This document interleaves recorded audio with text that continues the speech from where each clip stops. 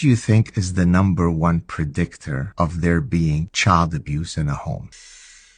An absent parent. Very reasonable answer. Yeah. And so usually in lecture one, when I'm teaching an evolution psychology course, I'll ask this question and I'll start putting all the students' answers. And they're all reasonable answers. If there is alcoholism in the home, if one of the parents had been abused in their past so that they mimic that behavior onto their children, then all reasonable. Well, what if and by the way, no one guesses what the real answer is. So then I say, well, guess what, guys? You just listed 25 reasonable predictors. The number one predictor is 100-fold more predictive than anything that's on that board. I've lectured this a million times. I'm getting goosebumps telling it to you right now. So let me explain what 100-fold means. In science, when let's say I want to check the efficacy of a drug and I want to compare it to a placebo, a sugar pill. Well, if it has a 1.2 odds ratio, meaning it's 20% more effective. So it's 1 to 1.2. That would be a big effect. 1 to 1.2. What I'm saying is 1 to 100. So it is astronomically greater effect than anything we would typically publish in science. Well, the number one reason, Stephen, I've kept you in suspense long enough, is if there is a step parent in the family. So there's 100-fold increase in child abuse if the home is not made up of two biological parents. This is why the fable of Cinderella is such a universal fable, because it speaks to an evolutionary principle.